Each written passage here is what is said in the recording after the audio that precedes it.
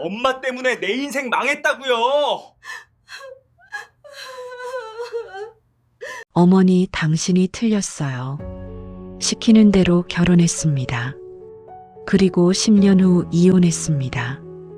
그 사람은 베스트셀러 작가가 됐고 저는 혼자가 됐습니다. 지금부터 그 이야기 시작합니다. 이야기 시작 전 구독, 좋아요, 알림 설정 부탁드립니다. 여러분, 혹시 이런 말 들어보셨나요? 사랑은 돈으로 살 수 없다. 맞습니다. 그런데 말이죠. 사랑은 돈으로 살 수 없어도 돈 때문에 잃을 수는 있습니다. 오늘 제가 들려드릴 이야기는 단 한 사람만을 사랑했던 한 남자의 이야기입니다. 그 남자는 사랑하는 여자가 있었습니다. 눈을 감으면 보이고 눈을 뜨면 보고 싶은 그런 여자. 그런데 그 사랑을 지키지 못했습니다. 어머니 때문이었습니다. 아들의 행복을 바란다고 했습니다. 아들의 미래를 위한다고 했습니다. 그런데 그 어머니는 정작 아들이 무엇을 원하는지는 묻지 않았습니다. 그 남자의 이름은 정우. 그가 사랑한 여자의 이름은 수연. 그리고 이것은 두 사람이 함께였다면 분명히 달랐을 인생에 대한 이야기입니다. 끝까지 들어주세요. 마음이 많이 아프실 겁니다. 하지만 끝에 가서는 여러분도 아마 스스로에게 한 번쯤 물어보게 되실 거예요. 나는 내가 원하는 삶을 살고 있는가? 1980년대 말 서울 변두리의 낡은 골목. 김정우는 그 골목 끝에 있는 작은 분식집 앞을 매일 지나쳤습니다. 딱히 그 집 음식이 특별히 맛있어서가 아니었습니다. 그 집 창문 너머로 보이는 한 여자 때문이었습니다. 항상 앞치마를 두르고 머리카락을 귀 뒤로 넘기면서 열심히 일하는 여자. 이수연이었습니다. 정우는 그때 25이었고 수연도 같은 나이였습니다.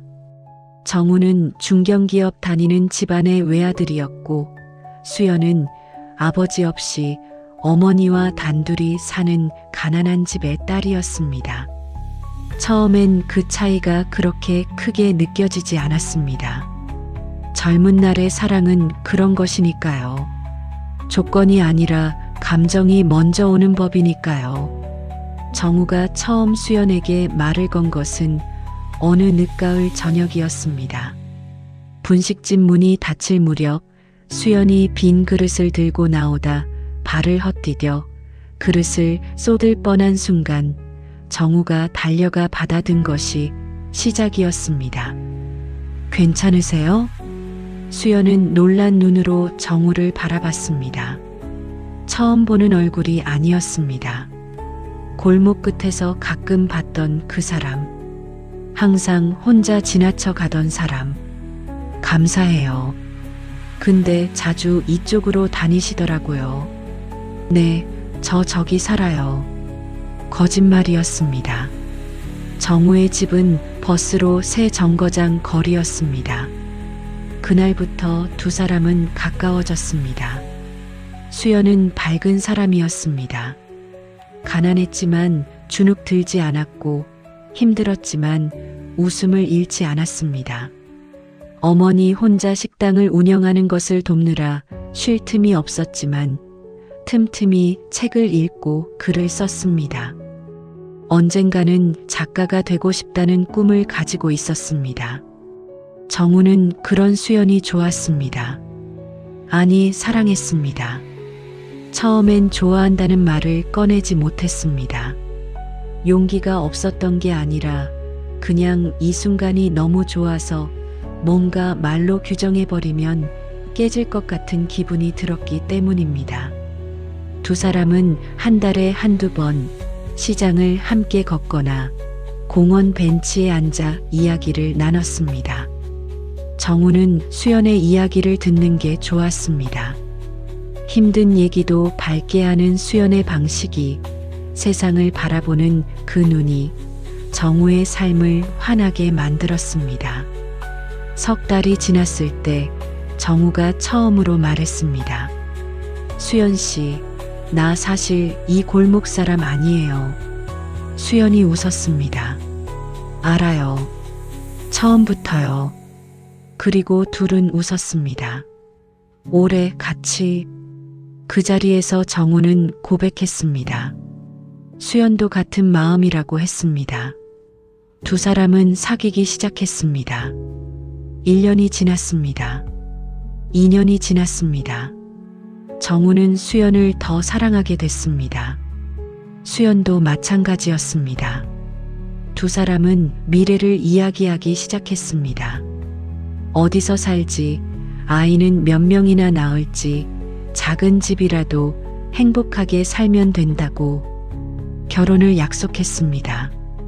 아직 부모님께 인사를 드리진 않았지만 마음은 이미 부부나 다름없었습니다.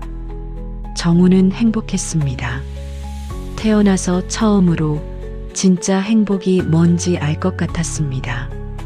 그 행복은 오래가지 못했습니다. 어느 일요일 오후 정우는 어머니에게 수연을 소개하기로 마음먹었습니다.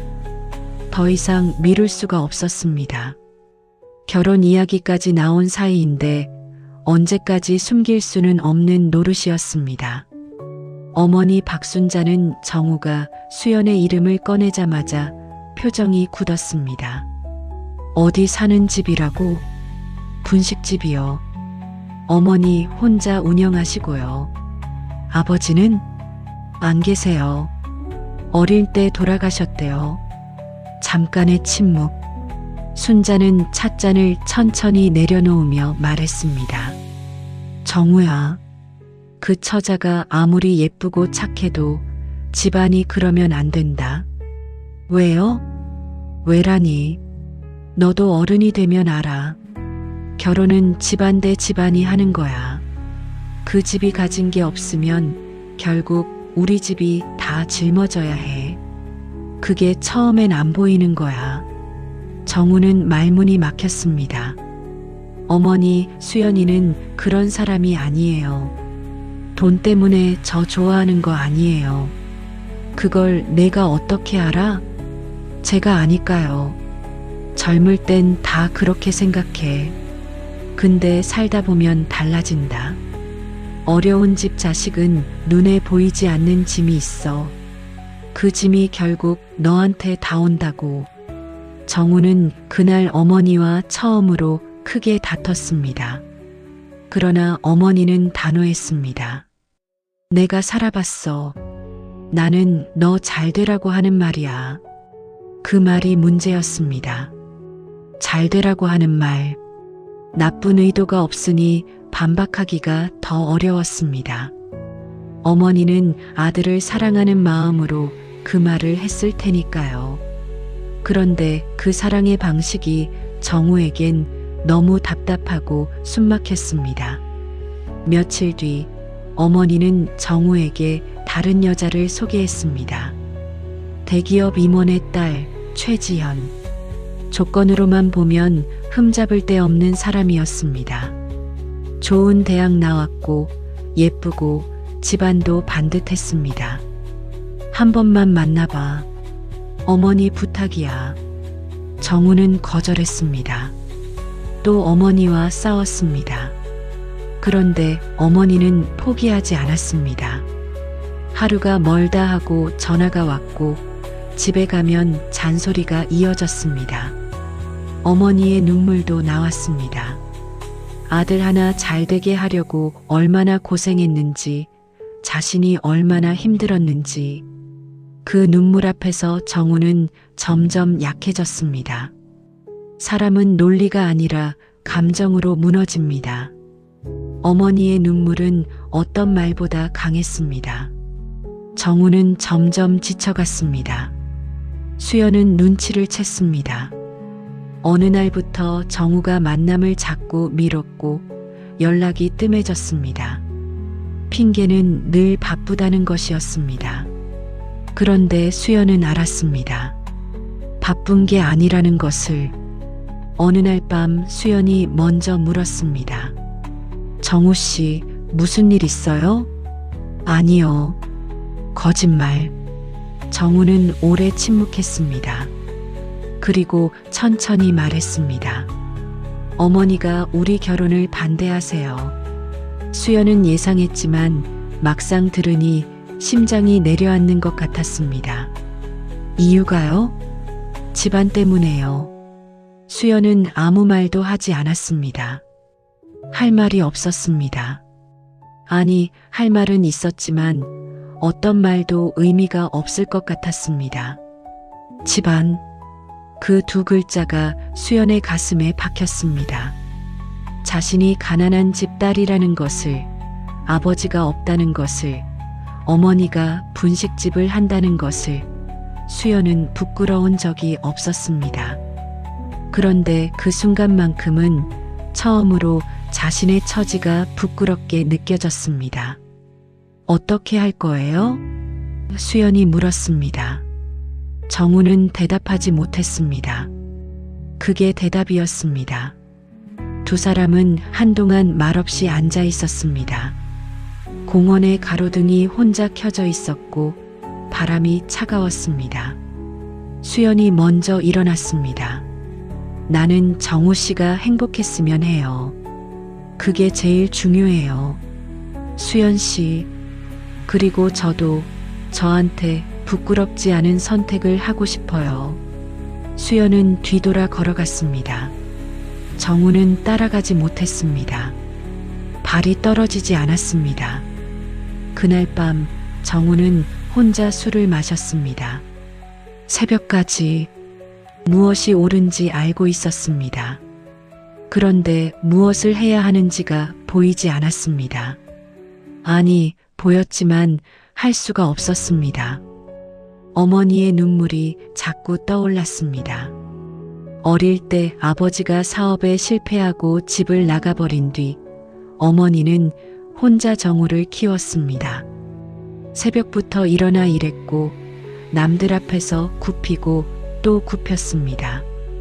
그 어머니가 살면서 아들에게 처음으로 부탁하는 것이 이것이었습니다. 좋은 집 여자와 결혼해 달라는 것. 정우는 그 부탁을 거절할 수가 없었습니다. 사랑보다 죄책감이 더 컸습니다. 그리고 그 죄책감이 정우의 인생을 망쳤습니다.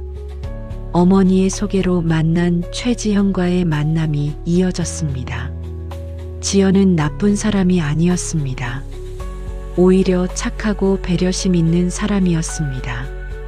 정우가 어떤 사람을 좋아하는지 파악하려 애썼고 정우에게 맞추려고 노력했습니다. 그런데 정우에게 지연은 처음부터 어머니가 선택한 사람이었습니다. 연애를 했습니다. 아니, 연애처럼 보이는 것을 했습니다. 1년이 지났고 양가 부모가 만났습니다. 순자는 환하게 웃었습니다. 처음 보는 환한 얼굴이었습니다. 정우는 그 웃음을 보며 생각했습니다. 어머니가 행복해 하시니 됐다고. 수연이는 언젠가 더 좋은 사람 만날 거라고. 그렇게 스스로를 설득했습니다. 결혼식 날 정우는 내내 웃었습니다. 하객들이 행복해 보인다고 했습니다. 어머니는 눈물을 닦았습니다. 지연은 아름다웠습니다. 그런데 정우의 머릿속엔 수연이 있었습니다. 주례사가 들리지 않았습니다.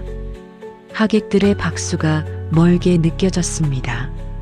서약을 말하면서도 그 말이 자신의 입에서 나오는 건지 확신이 서지 않았습니다. 결혼식이 끝났습니다. 새 생활이 시작됐습니다.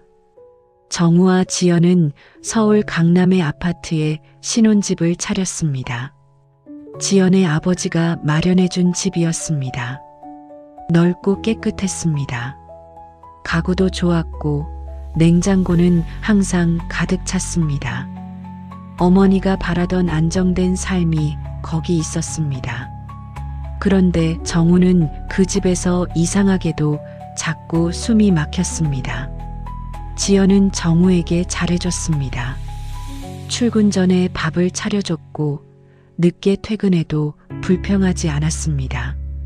명절에는 시어머니와도 사이좋게 지냈습니다. 잘못된 게 없었습니다. 그래서 더 괴로웠습니다. 정우는 지연에게 잘해줘야 한다는 것을 알면서도 마음이 자꾸 딴 데로 갔습니다. 수연이 요즘 어디서 뭘 하는지, 잘 살고 있는지, 작가의 꿈은 이루었는지. 어느 날 저녁 정우는 지연이 잠든 사이 혼자 앉아 생각했습니다. 내가 지연을 사랑하는가? 오래 생각했습니다. 정직하게 생각하려 했습니다. 대답은 아니다였습니다. 좋아하긴 했습니다. 고마운 마음도 있었습니다. 그런데 사랑이 아니었습니다. 수연을 사랑할 때 느꼈던 그 감각, 눈을 감으면 보이고 눈을 뜨면 보고 싶은 그 감각이 지연에게는 없었습니다. 결혼한 지 2년이 됐습니다. 정우는 수연이 자꾸 생각났습니다. 혼자 술을 마시는 날이 늘었습니다. 지연과의 대화가 점점 줄었습니다. 지연도 눈치를 챘을 것입니다. 그러나 지연은 말하지 않았습니다. 아마도 더 잘해주면 달라질 거라 믿었을 것입니다. 그 시간이 지연에게도 얼마나 외로웠을지 정우는 나중에야 알게 됩니다. 결혼한 지 3년째 되던 해봄, 정우는 수연을 찾기 시작했습니다. 처음엔 그냥 잘 지내는지만 확인하면 된다고 스스로에게 말했습니다. 그것이 얼마나 말이 안 되는 이유인지 알면서도 예전에 수연이 일하던 분식집 골목으로 갔습니다. 가게는 없어졌습니다. 골목 자체가 많이 변해 있었습니다. 재개발이 된 것인지 낡은 집들이 헐리고 새 건물이 들어서 있었습니다. 정우는 근처 가게에 들어가 물었습니다.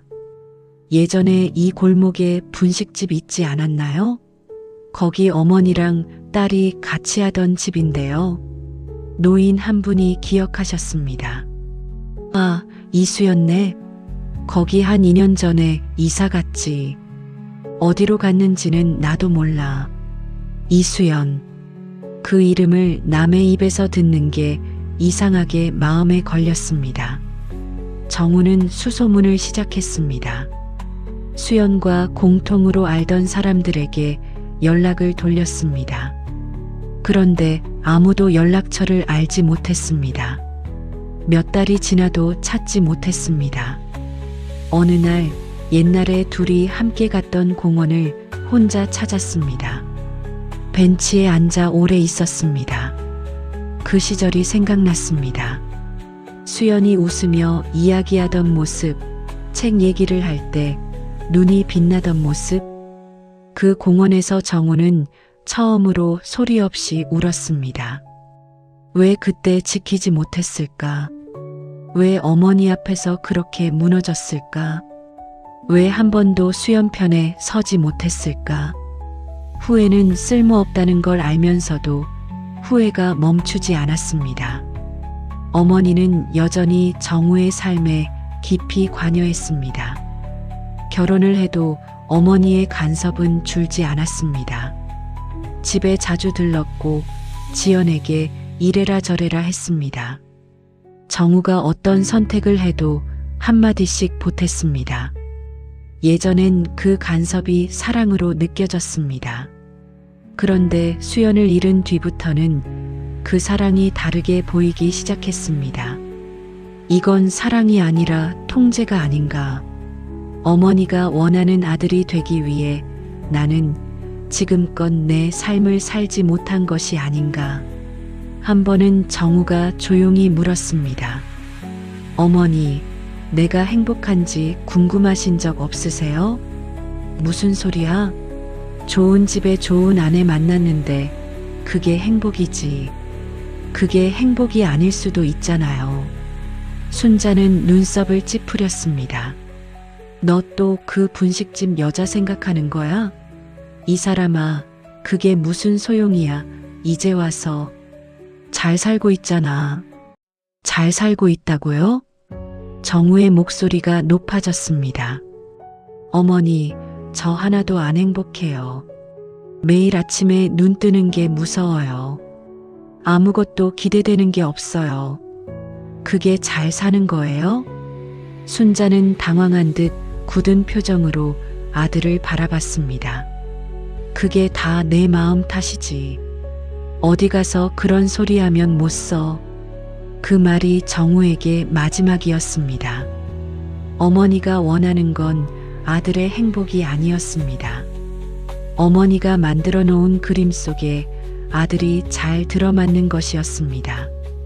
그걸 행복이라고 부르고 싶었던 것입니다.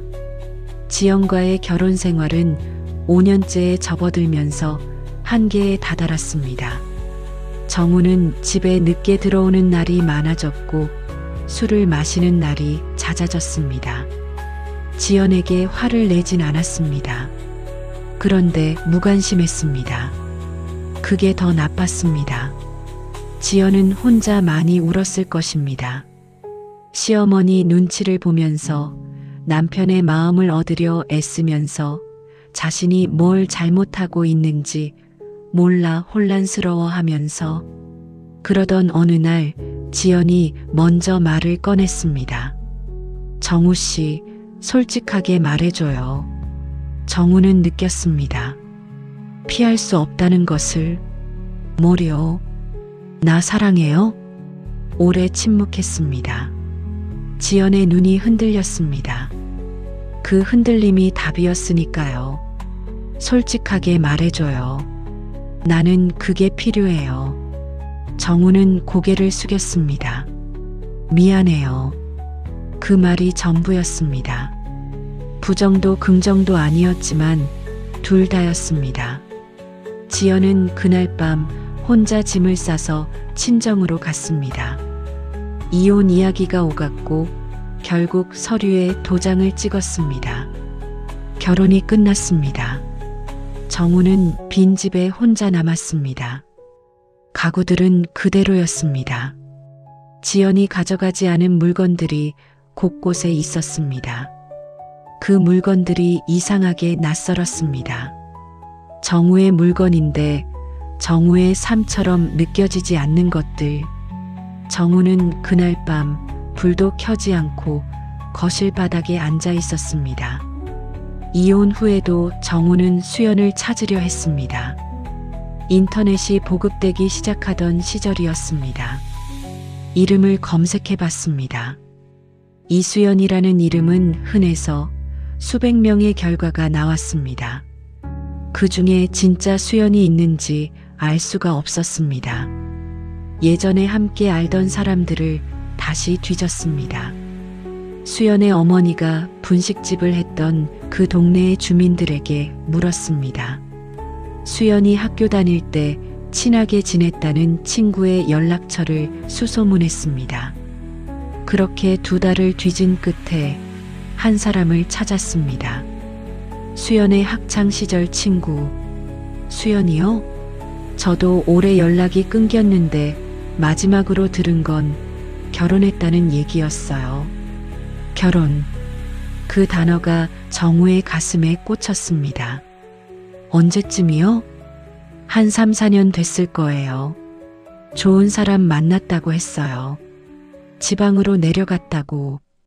그 이상은 몰랐습니다. 정우는 전화를 끊고 한참 멍하니 있었습니다. 결혼을 했구나. 행복하게 살고 있구나. 그게 기뻐야 하는 일인지 슬퍼야 하는 일인지 몰랐습니다. 어쩌면 기쁜 일이어야 했습니다. 수연이 행복하다면 그게 좋은 것이니까요. 그런데 기쁘지 않았습니다. 가슴 한쪽이 텅 빈 것 같았습니다. 아주 오래전부터 비어 있었는데 이제야 그게 실감 나는 것 같았습니다. 이혼 소식을 들은 어머니는 한동안 말을 하지 않았습니다. 그러다가 이렇게 말했습니다. 내가 노력을 안 한 거야.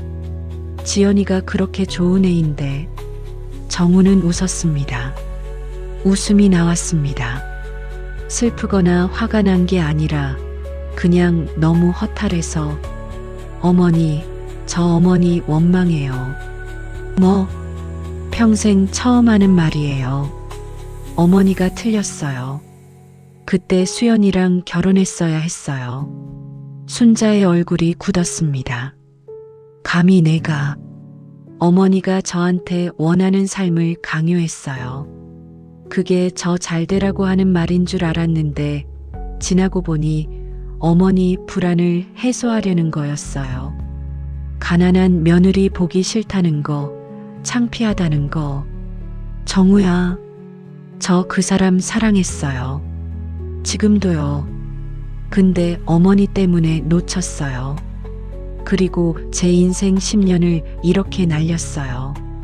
지연이도 불행하게 만들었고 순자는 말을 잇지 못했습니다. 앞으로 제 삶은 제가 살게요. 어머니 간섭 안 받을 거예요. 어머니 눈치도 안 볼 거예요. 어머니 사랑해요. 하지만 어머니가 원하는 아들이 되는 건 이제 안 할 거예요. 정우는 자리에서 일어났습니다. 그날 이후 어머니와의 연락이 뜸해졌습니다.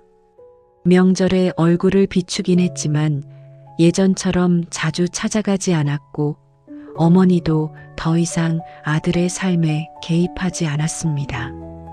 관계가 끊어진 것은 아니었습니다. 하지만 예전으로 돌아갈 수도 없었습니다. 그 관계는 그 상태로 오래 이어졌습니다. 따뜻하지도 차갑지도 않은 상태로. 이혼 후 정우는 조용히 살았습니다. 직장은 계속 다녔지만 활기가 없었습니다. 이전 직장을 그만두고 작은 회사로 옮겼습니다. 연봉이 낮아졌지만 상관없었습니다. 더 이상 무언가를 이루고 싶다는 욕심이 없었습니다. 퇴근 후엔 혼자 밥을 먹고 혼자 술을 마셨습니다. 친구들 연락이 와도 잘 나가지 않았습니다. 만나면 결혼 얘기, 자식 얘기가 나오는데 그 대화가 힘들었습니다. 나이 40이 됐습니다. 40대가 됐습니다. 주변 친구들은 자식이 초등학교, 중학교를 다니고 있었습니다. 정우만 혼자였습니다. 외롭지 않냐는 질문을 많이 받았습니다. 정우는 항상 같은 대답을 했습니다. 그냥 익숙해요. 그 말이 가장 슬픈 말이라는 걸 말하면서도 알고 있었습니다. 가끔 밤에 잠이 오지 않으면 수연과 함께 걸었던 골목을 생각했습니다. 공원 벤치에 앉아서 나눴던 이야기들. 웃으면서 알아요. 처음부터요라고 했던 그 목소리. 나이가 들수록 그 기억은 더 선명해졌습니다. 흐려지기는커녕 오히려 더 또렷해졌습니다. 사람의 기억이란 게 참 이상합니다. 잊고 싶은 것은 선명하게 남고 붙잡고 싶은 것은 흐려지는 법인데 정우에게는 수연의 기억만큼은 예외였습니다. 어머니 박순자는 나이 들면서 무릎이 나빠졌습니다. 아파트에서 혼자 살기가 힘들어졌고 가끔 정우가 들러서 장을 봐주고 병원을 데려가 줬습니다. 어머니는 아들이 올 때마다 밥을 많이 차렸습니다. 말은 별로 하지 않았지만 밥을 많이 먹이려 했습니다. 어머니 나름의 미안함의 표현이었는지도 모릅니다. 한 번은 어머니가 이런 말을 했습니다. 그때 내가 좀 더 다르게 했어야 했을지도 모르겠다. 정우는 대답하지 않았습니다. 너 행복하냐? 적당히요. 어머니는 더 묻지 않았습니다.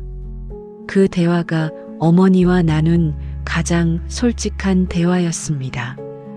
짧고 서로 제대로 들여다보지 못했지만 그래도 그 대화가 있었기에 둘 사이는 완전히 무너지지는 않았습니다. 어머니는 그로부터 몇 해 뒤 돌아가셨습니다. 임종 자리를 지킨 것은 정우뿐이었습니다. 어머니의 손을 잡고 있었습니다. 원망도 사랑도 다 섞인 감정으로 장례를 치르고 집으로 돌아오면서 정우는 이상하게도 많이 울지 않았습니다. 이미 오래전부터 마음속으로 수없이 이별했던 것 같았습니다.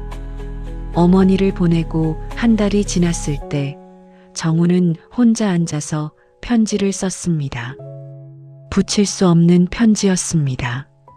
주소도 몰랐고 그 사람이 지금 어디에 있는지도 몰랐습니다. 그냥 쓰고 싶었습니다. 수연 씨, 잘 지내고 있나요? 나는 지금 40 중반이 됐어요. 머리에 흰 머리가 조금씩 생기고 무릎이 가끔 아프고 아침에 일어나는 게 예전만큼 빠릿하지 않아요. 어머니가 돌아가셨어요. 한 달 전에요. 편히 가셨어요. 어머니를 미워한 적이 있었어요. 솔직히 말하면 꽤 오래. 그런데 이제는 미움이 없어요. 그렇다고 다 이해한다는 건 아니에요. 다만 어머니도 어머니 나름대로 최선을 다한 거라는 걸 알아요. 잘못된 방식으로. 당신이 보고 싶어요. 지금도요. 결혼하셨다고 들었어요. 행복하게 살고 있다고. 그게 좋은 소식인 거 알아요. 근데 그 소식을 들었을 때 참 이상한 기분이었어요. 기쁘지가 않더라고요. 미안해요. 그때 내가 더 용감했어야 했어요. 어머니 앞에서 무너지지 말았어야 했어요. 당신은 그때 나한테 나는 정우 씨가 행복했으면 해요라고 했잖아요. 당신은 그렇게 말하고 돌아섰는데 나는 그 뒷모습을 보면서 왜 따라가지 못했을까요? 평생 그 뒷모습이 남아있어요. 잘 지내요. 당신이 쓴 글을 언젠가 어딘가에서 읽게 되길 바래요. 작가가 됐나요? 됐을 것 같아요. 당신은 그런 사람이었으니까. 정우 드림. 48이 되던 해 가을, 정우는 서점에서 우연히 책 한 권을 집었습니다. 소설이었습니다. 낯선 작가의 이름이 표지에 있었습니다. 이수연 지음. 정우의 손이 멈췄습니다. 이수연. 흔한 이름이라고 했습니다. 아니, 흔한 이름입니다. 분명히 다른 사람일 것입니다. 그런데 손이 떨렸습니다. 책을 펼쳤습니다. 작가 소개를 읽었습니다. 1960년대 후반 서울 출생, 오랫동안 주변 사람들의 이야기를 써온 작가, 삶의 작은 순간들을 놓치지 않는 눈을 가진 사람. 사진이 없었습니다. 정우는 그 자리에 한참 서 있었습니다. 책을 샀습니다. 집에 와서 읽기 시작했습니다. 한 줄 한 줄. 소설 속에 이런 문장이 있었습니다. 사람은 사랑하는 사람 앞에서 가장 작아진다. 그것이 사랑의 증거이기도 하고 때로는 사랑이 실패하는 이유이기도 하다. 정우는 그 문장에서 눈을 떼지 못했습니다. 수연인지 아닌지 끝내 확인하지 못했습니다. 출판사에 연락을 해볼까 생각도 했지만 하지 않았습니다. 수연이 맞다 하더라도 이제 와서 연락하는 것이 무슨 의미가 있겠냐는 생각이 들었습니다. 만약 수연이 행복하게 살고 있다면 자신이 나타나는 것이 폐가 될 것이었습니다. 만약 수연이 아니라면 자신이 너무 우스운 꼴이 됩니다. 어느 쪽이든 닿지 않는 게 맞았습니다. 그 책을 책상 위에 오래 올려두었습니다. 가끔 꺼내서 읽었습니다. 특히 그 문장을 사랑이 실패하는 이유이기도 하다. 50이 넘었습니다. 정우는 조용한 동네의 작은 빌라로 이사를 했습니다. 더 이상 넓은 곳이 필요하지 않았습니다. 혼자 사는데 큰 집은 오히려 짐이었습니다. 퇴직도 했습니다. 더 일할 수도 있었지만 그냥 그만뒀습니다. 마지막 날 회식 자리에서 동료들이 고생했다고 앞으로는 하고 싶은 것 하면서 살라고 했습니다. 하고 싶은 것, 그게 뭔지 오래 생각했습니다. 그러다 문득 생각했습니다. 수연이 늘 하고 싶다고 했던 것, 이야기를 쓰는 것. 정우는 처음으로 글을 써보기 시작했습니다. 잘 쓰려고 쓴 게 아니었습니다. 아무도 보여줄 생각도 없었습니다. 그냥 마음속에 오래 묵어있던 것들을 꺼내고 싶었습니다. 젊은 날의 이야기를 썼습니다. 골목 끝에 분식집, 가로등 아래의 공원 벤치, 알아요, 처음부터요.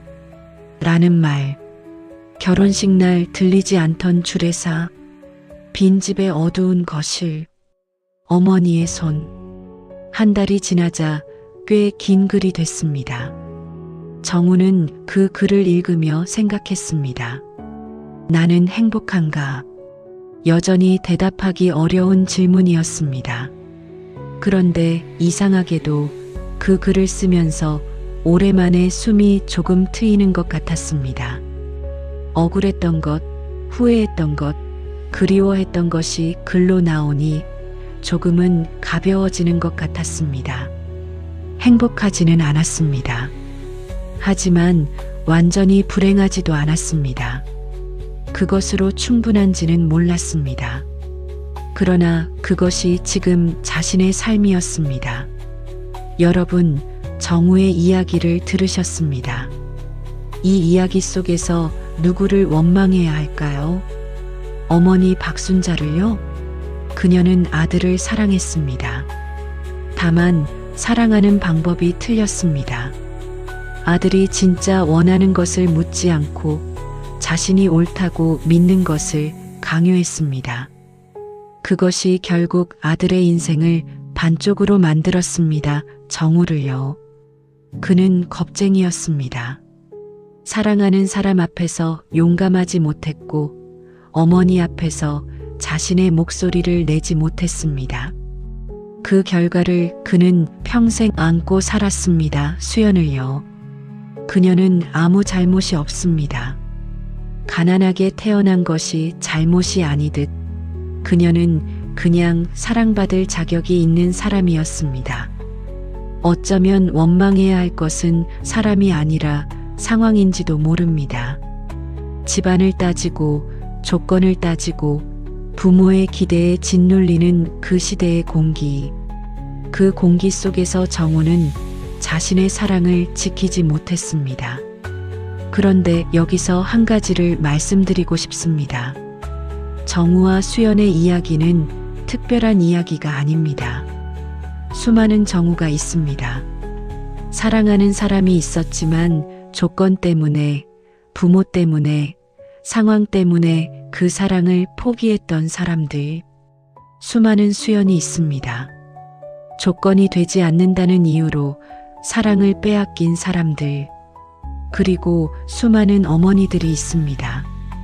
자식을 위한다는 이름으로 사실은 자신의 불안을 달래려 했던 사람들.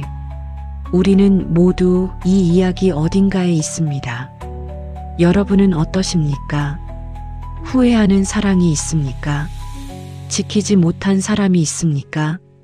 그리고 지금 당신 옆에 있는 사람에게 충분히 잘하고 있습니까? 정우처럼 뒤늦게 후회하지 않으시길 바랍니다. 사랑은 조건이 갖춰질 때 하는 게 아닙니다. 용기가 있을 때 하는 것입니다.